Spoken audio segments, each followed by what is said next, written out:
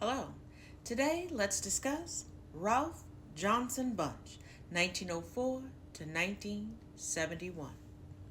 Ralph Johnson Bunche was born in Detroit, Michigan.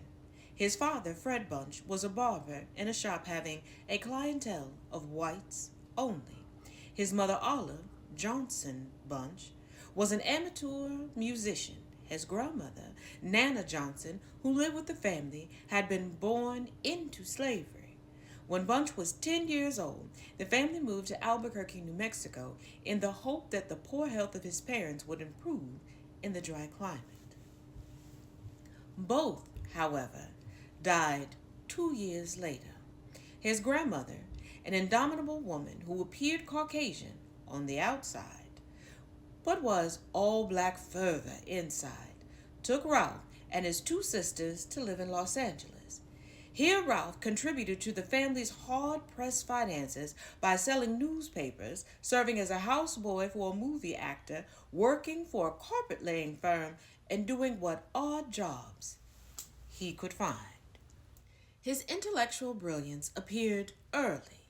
He won a prize in history and another in English upon completion of his elementary school work and was the valedictorian of his graduating class at Jefferson High School in Los Angeles, where he had been a debater and all-around athlete who competed in football, basketball, baseball, and track. At the University of California at Los Angeles, he supported himself with an athletic scholarship, which paid for his collegiate expenses, and with a janitorial job, which paid for his personal expenses. He played varsity basketball on the championship teams, was active in debate and campus journalism, and was graduated in 1927, summa cum laude, valedictorian of his class with a major in international relations. With a scholarship granted by Harvard University and a fund of $1,000 raised by the black community of Los Angeles, Bunche began his graduate studies in political science.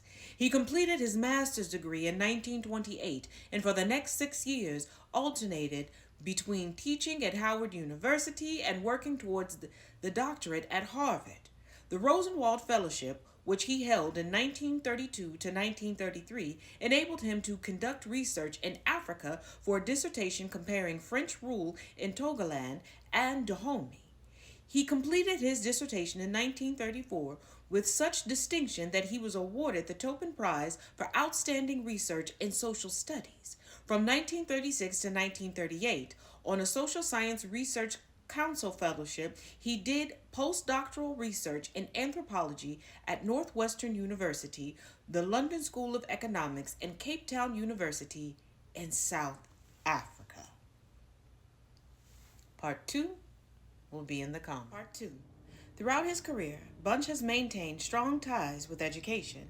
He chaired the Department of Political Science at Howard University from 1928 until 1950, taught at Harvard University from 1950 to 1952, served as a member of the New York City Board of Education 1958 to 1964, as a member of the Board of Overseers of Harvard University 1960 to 1965, as a member of the Board of the Institute of International Education, and as a trustee of Oberlin College, Lincoln University, and New Lincoln School. Bunche has always been active in the civil rights movement. At Howard University, he was considered by some as a young radical intellectual who criticized both America's social system and established Negro organizations, but generally he is thought of as a moderate. From his experience as co-director of the Institute of Race Relations at Swarthmore College in 1936, added to his first-hand research performed earlier, he wrote A World View of Race, 1936. He participated in the Carnegie Corporation's well-known survey of the Negro in America under the direction of the Swedish sociologist Gunnar Myrdal, which resulted in the publication of Myrdal's An American Dilemma, 1944.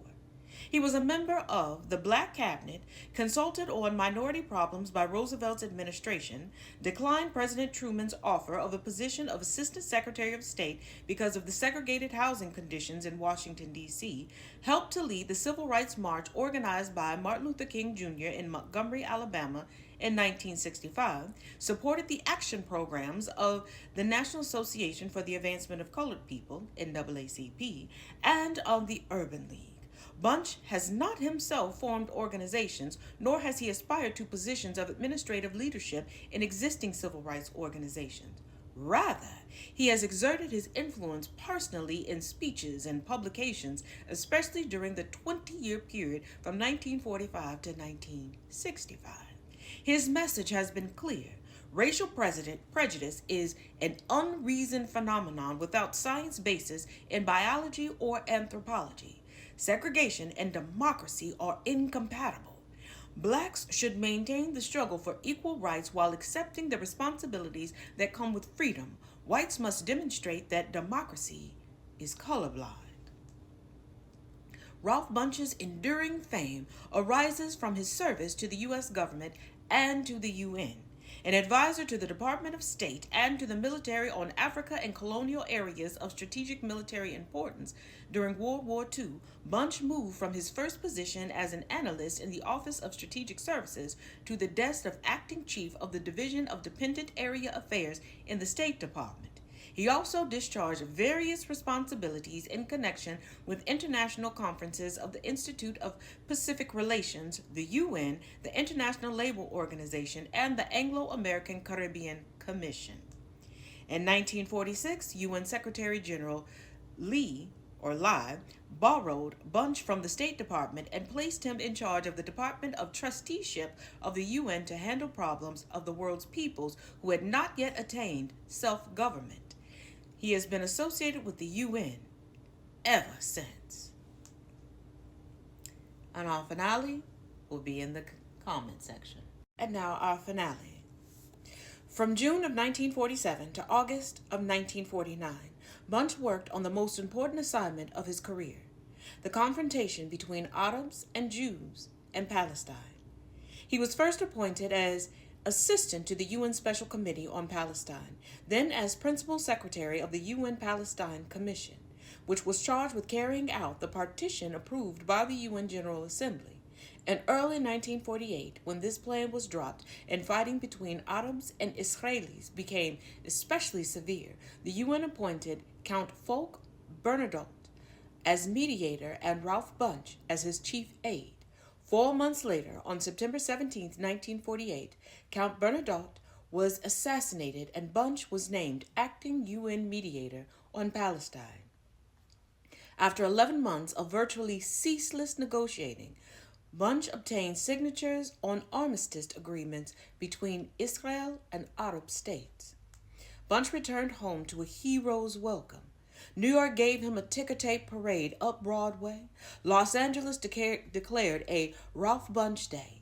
He was besieged with requests to lecture, was awarded a Spingarn Prize by the NAACP in 1949, was given over 30 honorary degrees in the next 3 years, and the Nobel Peace Prize for 1950. Bunche still works for the UN.